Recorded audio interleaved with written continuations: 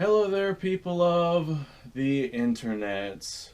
As I look upon my massive collection of all the things that I have, I reflect on why it is that I started getting into collecting. And I remember a point in time back whenever I first decided that I was going to start doing this. I had very few things. I had a couple of cap and ball revolvers. I had a Mosin Nagant. I had a double-barreled Derringer. All of these things I still have, by the way. And I think that's pretty much it. I think I also had a 1911 way back then, and then some 22s and some 12-gauge shotguns. But bottom line, I did not have a whole lot whenever I started this channel. Like the first 5 episodes, I think I covered basically everything that I had in my arsenal. So I did not have a whole lot. And I remember whenever I decided to myself, hey, I actually want to like invest my time and effort into doing this. I remember thinking I should collect a rifle in every mainstream caliber that I can think of that I have interest in. Like, I don't have a 6.5 Creedmoor, which is definitely a mainstream cartridge, but I just don't have any interest in it. Or I just don't have any interest in it. I am definitely more interested in old school military surplus guns. But as I look on to what it is that I actually have, the realization of it never ends really starts to take hold with me. Because there's so many different things that I want, chambered in so many different calibers, and just back whenever I made that decision of I want a rifle in every mainstream cartridge that I can get my hands on, back whenever I decided that, I did not realize how many cartridges were gonna be out there. And whenever I say mainstream, I use that term extraordinarily loosely. Basically, what I translate that into is if you can buy ammunition for it, then it's mainstream.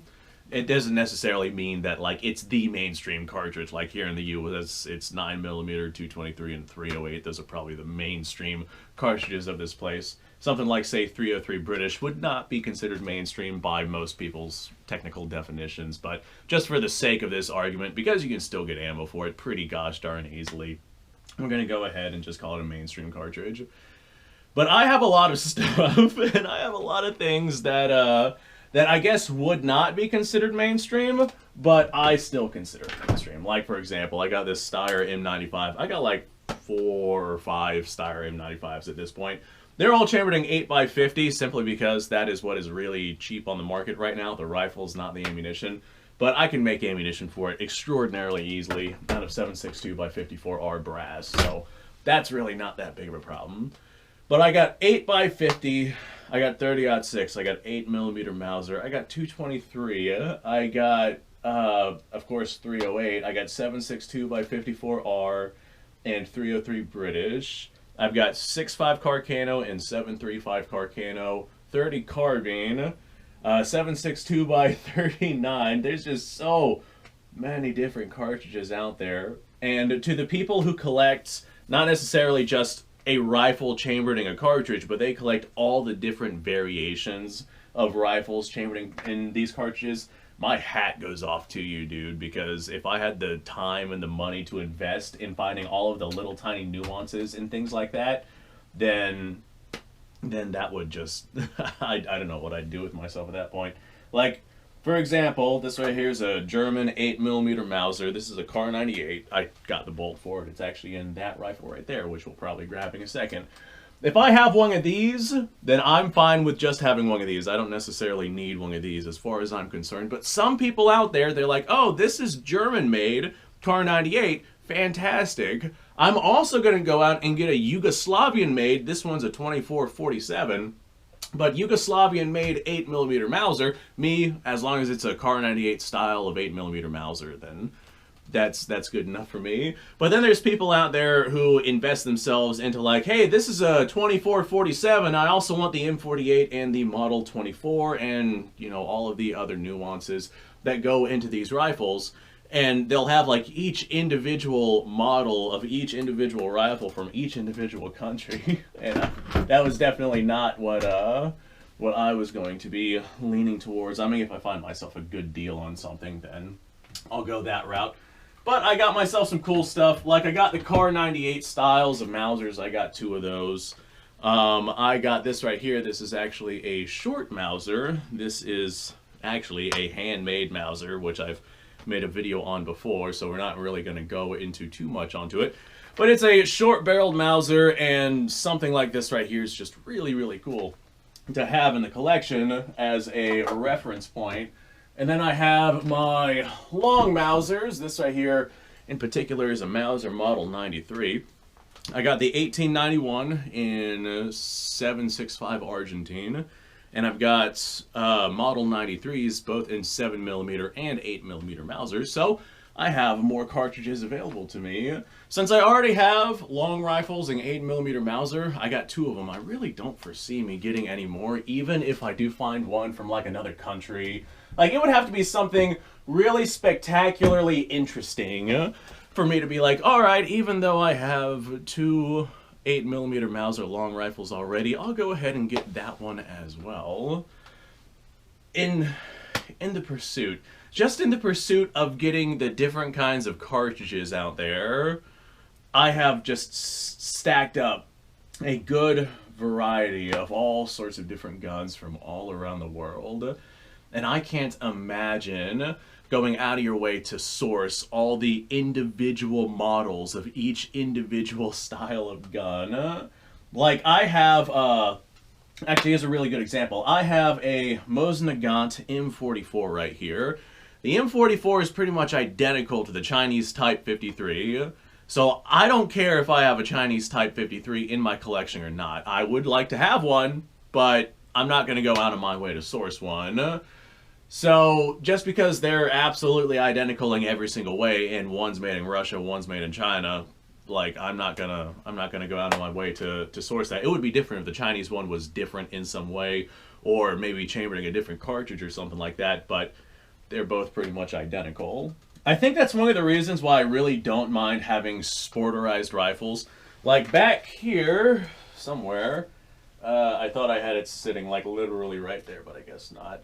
Somewhere back there, I got a Sporterized 7.5 French MOS 36, and because it's chambered in 7.5 French and it's a fully functional rifle, I really don't mind the fact that it's sporterized. I mean, I could go out and get myself the unsporterization kit, but those particular guns don't really catch the eye of a lot of people like, say, other guns would.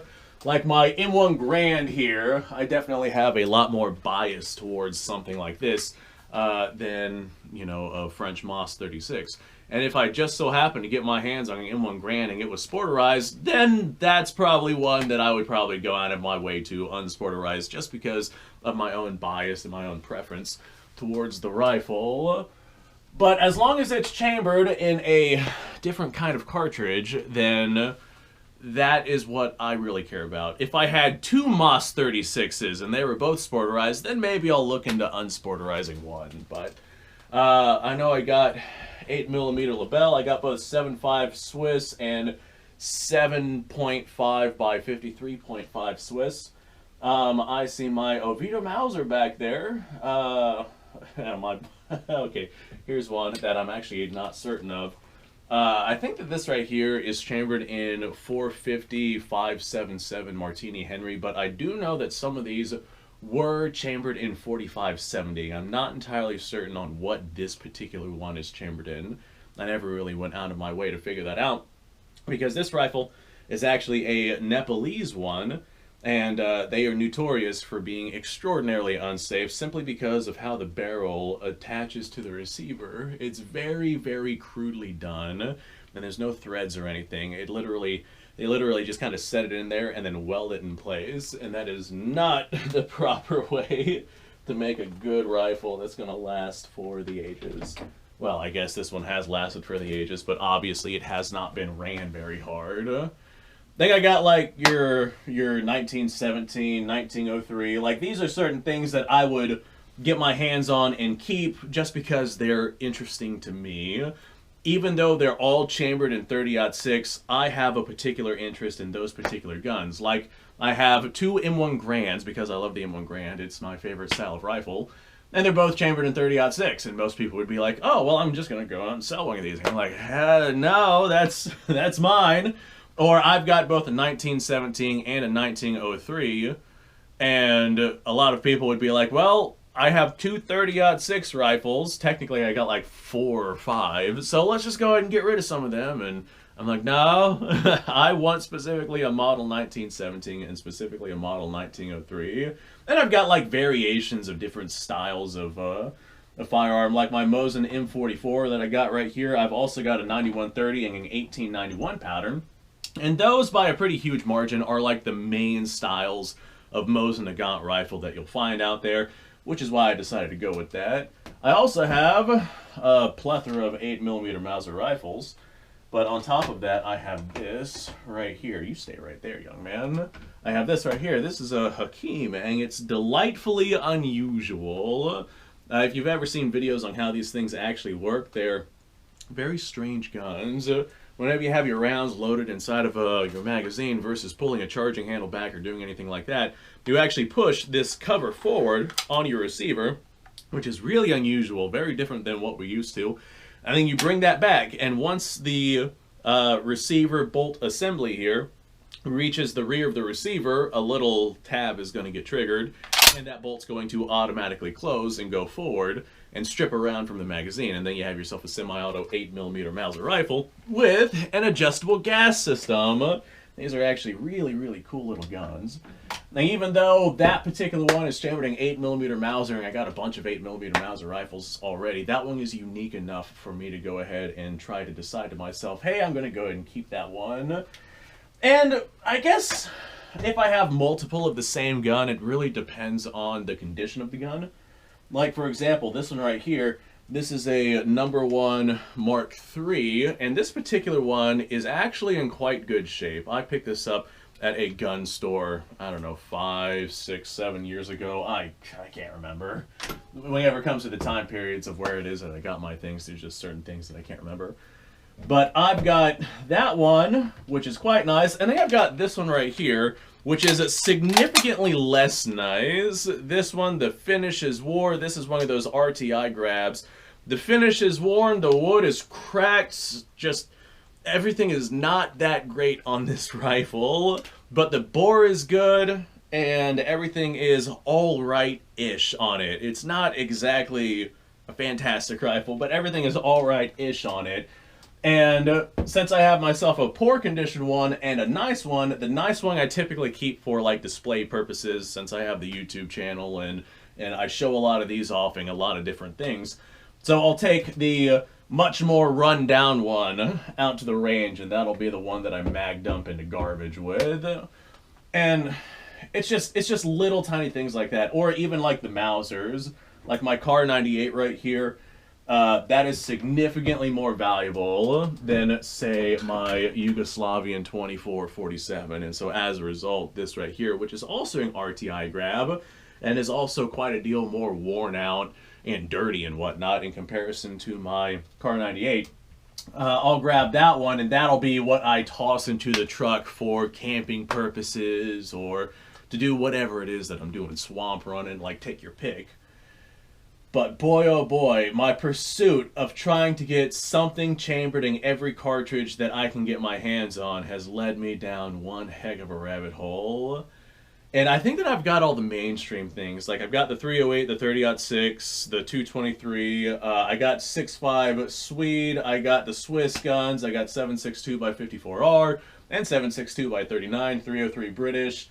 Like all of your common, easy to get your hands on cartridges in comparison to, say, I got a Mauser that is a model 71/84, I think, that is chambered in like an old school black powder big bore Mauser cartridge that you just can't find anymore.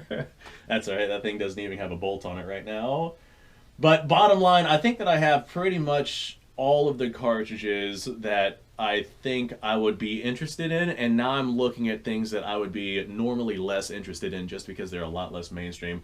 Like that old school Mauser 71, is it 70 or 71? Old school Mauser black powder rifle, and then I got some French Gras rifles back there. I got like Vetterli 7087, way back in the day whenever they were still the big bore black powdered guns. I got 50-70s, I got 45-70s, but you can still find ammunition for those. Bottom line is I got a lot of stuff. I got a lot of stuff just in my pursuit of trying to get as many different variables and variations as possible. I've never really been interested in getting things that are just like different models of particular guns, unless I'm looking for something specific, or unless there's some sort of condition difference between the guns, or something like that. Like, for example, the Type 53 and M44 rifles. I got no interest in a Chinese Type 53 unless I find one at a particularly good deal. I'm not going to go out of my way to source one. I've already got an M44. But that's my rant. Is this a rant video? I don't know. I just wanted to go ahead and talk about how insane of a ride it's been tracking all this stuff down and being like, oh, okay, this is a cartridge that I would really like to have. Let me see what I can get my hands on. Like, I remember way back in the day, 8mm Mauser. My first 8mm Mauser rifle was a Turkish Mauser, and I did not know that the ammunition was corrosive that I was using. So unfortunately, that particular rifle did end up losing some accuracy. It still shot fairly well, but I didn't know that the ammo was corrosive, and so I let it sit for a weekend and it rusted the bore, and my good 1 MOA tack driver went to a like 4 MOA gun after that, and it was heartbreaking. It was really, really sad. But anyway, my first 8mm Mauser was a Turkish Mauser, and whenever I got that, that's kind of what stemmed into me being like, all right, let's get other models as well. Because at that particular time period, I had several other firearms and several other chamberings, but I also had experience with like shorter rifles, and the Turkish rifles that I was using were like really, really long, and I was like, I want one of those shorter Kar 98 styles of 8mm Mauser. So even though I already had one, that's whenever I went out and got myself a completely different model in that same cartridge. And it was just a really cool experience, and I haven't really stopped since then, and now I'm to the point to where I'm like, I've got pretty much every sort of Mauser reference that I think I would ever need. So, there we go. I guess that's my rant. That's my rant on why I'm not really going out of my way to collect anything else. I mean, not unless something steps out to me. Thanks for watching, folks. I appreciate your time. Like, subscribe, share. Description below is a link to all sorts of stuff. Go check it out. You guys go off. Have yourself a fantastic day. I'll see you in the next episode.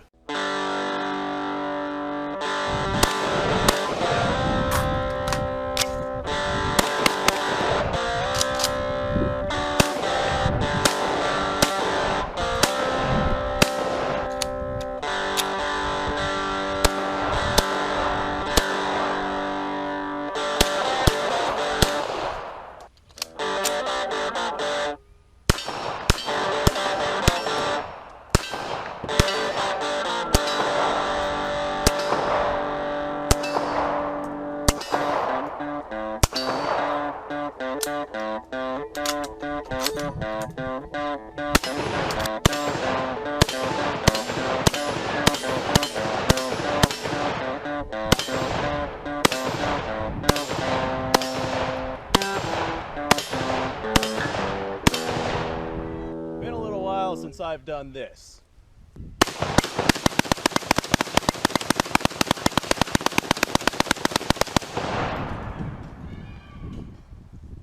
Bonnie and Clyde be damned. The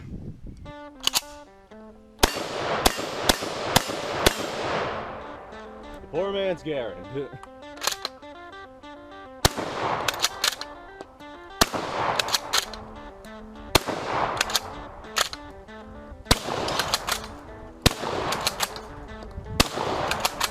It's a shame that bolt-action shotguns aren't more mainstream.